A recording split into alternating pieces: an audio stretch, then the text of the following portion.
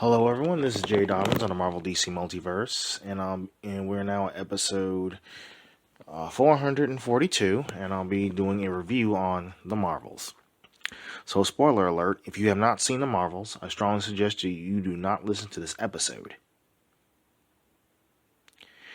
You've been warned. So, obviously, the movie takes place after Endgame, and of course, after the first Captain Marvel film. So anyway, so Carol Danvers, aka Captain Marvel, defies the influence of the Supreme Intelligence and destroys it, which leads to a Kree civil war and the desolation of their home world, Hala. So the conflict renders the planet barren as it loses its air, water, and sunlight.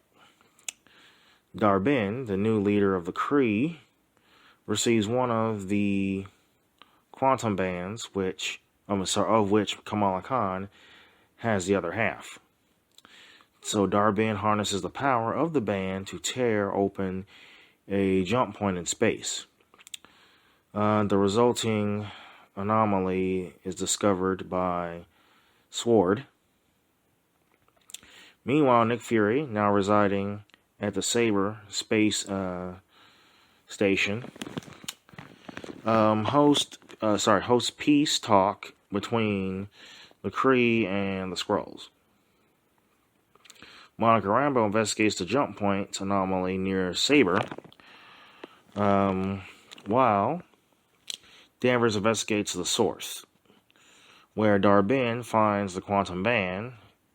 When Monica Rambeau touches the anomaly, she, Danvers, and Kamala switch places through teleportation. The switching causes the three to fight each other's Kree enemies, leaving the Khan family home destroyed in their wake. After the three women return to their original places, Fury and Rambeau visit Kamala on Earth. As Kamala eagerly demonstrates her powers, she switches places with Danvers. When Danvers flies away, she switches places with Kamala in midair. The group surmises that their light-based powers are linked through quantum entanglement, and that they switch places when any of the three use their powers simultaneously. Oh yeah, by the way, the Marvels also takes place after the events or during the events of the Mrs. Marvel, by the way. So anyway, so the three join up at a Kree refugee colony on the planet Tarnax, where talks of resettlement have dissolved. Dar-Benn rips open another jump point, which siphons the atmosphere of Tarnax into Hala and restores its air. After a hasty effort to evacuate the colony, Danvers, Rambeau, and Kamala form a team informally referred to by Kamala as the Marvels. Danvers informs the others of the legend that the quantum bands have been used to create the Jump Point Transportation Network. The three became entangled due to their mutual contact with its energy when Dar-Benn disrupted it. Dar-Benn's repeated rupturing of jump points is causing instability to the network and endangering the entire universe. So Dar-Benn reaches the water planet Alabna,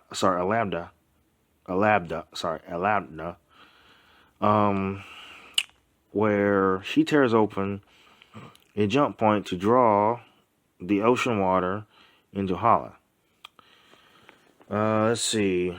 her final plan is to usurp Earth's sun to restore that of Hala.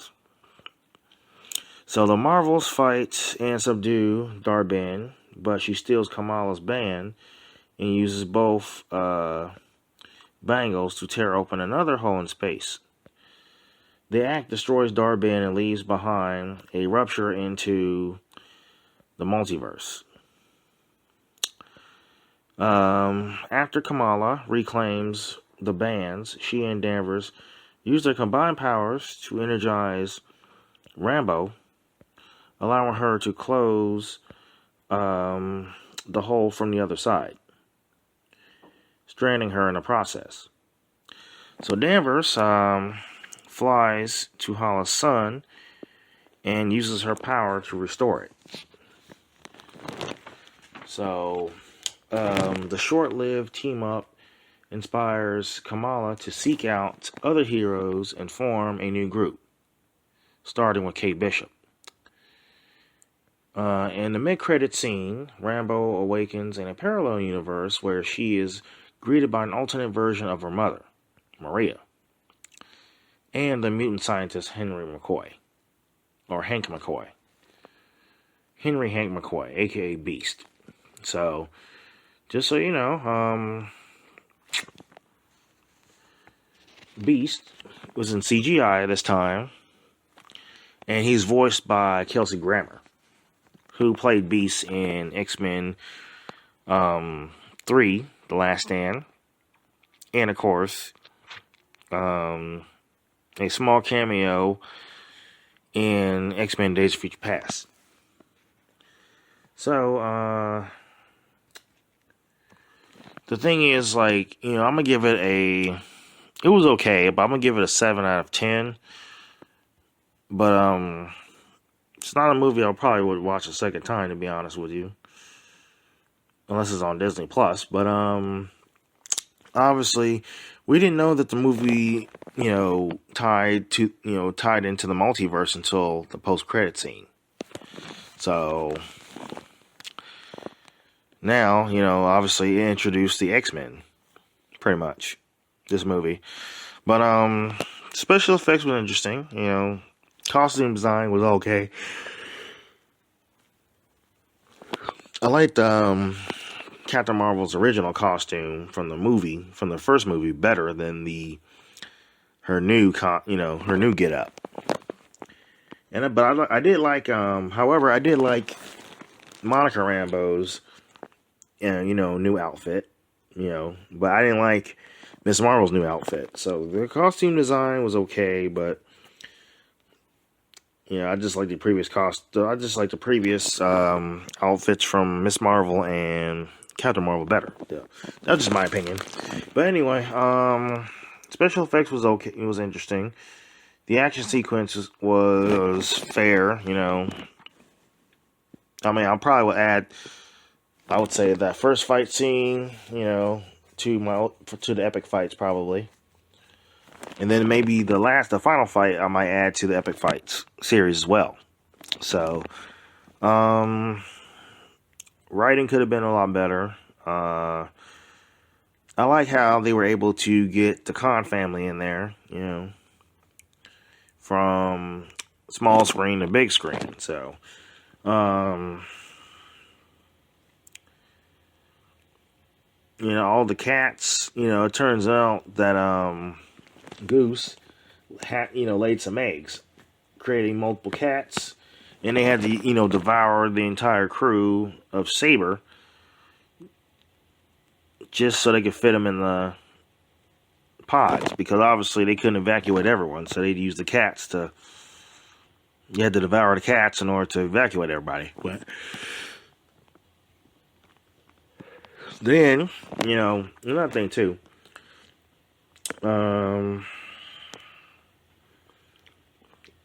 Dar-Benn, she could have survived, she had just heeded the warning, because she was told that, that power could, kill her. If she just got both, if she had got both the bangles, But guess what? She didn't listen, and look what happened. Now she's dead. So they could have had her survive, and just listen, and found a new way to restore her planet. You know. So instead of using the Darban, the bands to, transport the sun or whatever, she could have used Captain Marvel. She could have used Captain Marvel, or Captain Marvel could have helped her, restore the power. But turns out that I didn't think that Planet Hala was caused by Danvers. So, because she did destroy the Supreme Intelligence, but if she hadn't done that, then it wouldn't have created a war, and it wouldn't have destroyed, or it wouldn't have led to the desolation of Hala. So, yeah, now we realize that, okay, obviously, destroying the Supreme Intelligence was a big mistake, a big whoops, pretty much. And obviously there was consequences. So one thing I learned about this film is that actions do have consequences, She was so eager to destroy the Supreme Intelligence, and look what happened. So, and what made me angry about the film is that, not all the Skrulls got off the planet Tarnax alive. See, Kamala was trying to save everyone, and Captain Marvel was telling her that we can only save who we can. So obviously, not everybody made it out of that planet alive, and that's what made me pretty angry. They could have saved her. They could have wrote it to where, okay, they could have saved all the Skrulls, and not leave any behind. So that made me mad. But if those flaws where Darben, didn't heed the warning of what will happen if she uses both the bangles, they could have had it to where she survived and she just listened. She was misguided, obviously, and she just chose the wrong way to, save her planet. If they had worked together, boom, they could have wrote it that way. And they could have wrote it to where they saved all the Skrulls from planet Tarnax. And they could have had it to where, okay, destroying the Supreme Intelligence it wouldn't, lead to serious consequences. So,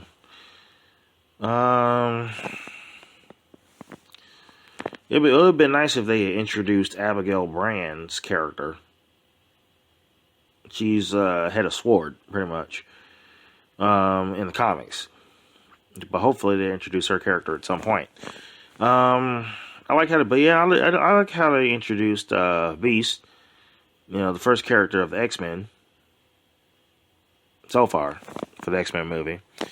We don't know who's going to play Charles Xavier in the MCU, but we know who's playing Hank McCoy, aka Beast, which is Kelsey Grammer. So very happy about that.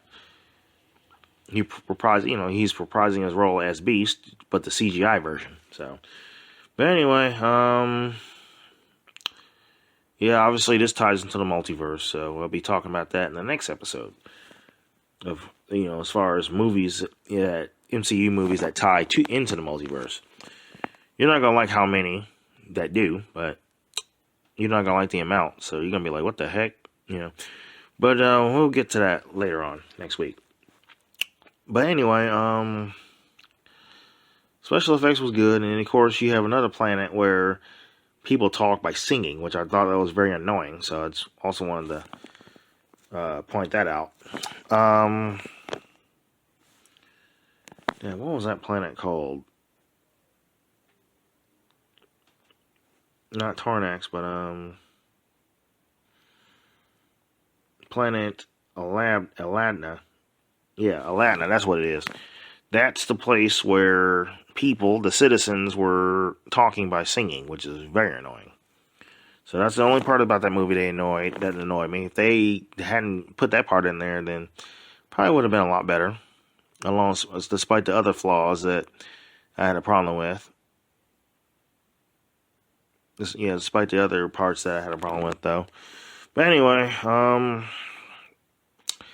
yeah. Before I forget, the movie has made so far $161.3 million with a production budget of $274.8 million.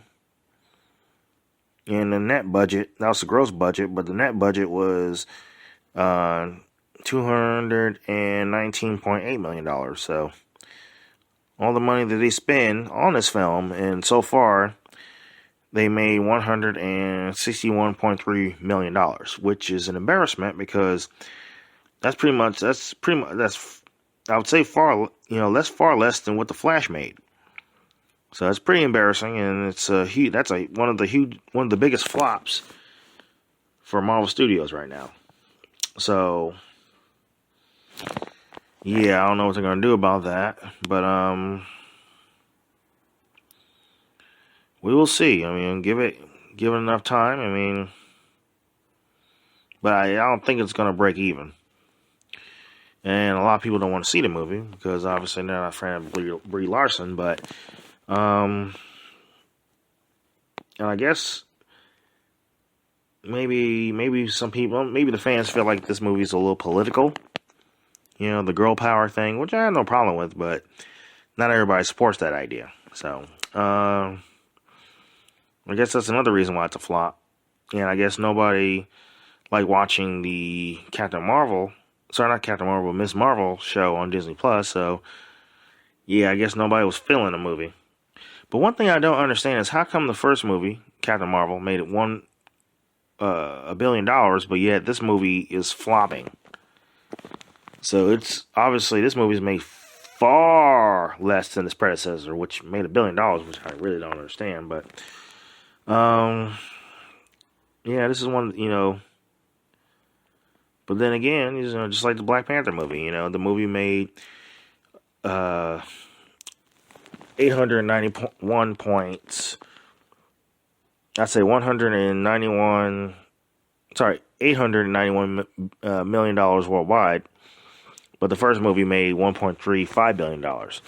So, same thing, except the only difference is the Black Panther movie, they got their returns back. And the movie broke even. The movie broke even, which led them to get their returns. However, this Captain the Marvels, it's not gonna get a return, obviously. And I don't think they're gonna get $600 million because I think they need at least $600 million to break even. But I don't think they're gonna make that much money worldwide because the way this is going right now, this movie is bombing bad. Even YouTubers are bashing the film. So, I'm just saying they could have done better, but what can you do? So, it's too late for that now. But yeah, that's pretty much it.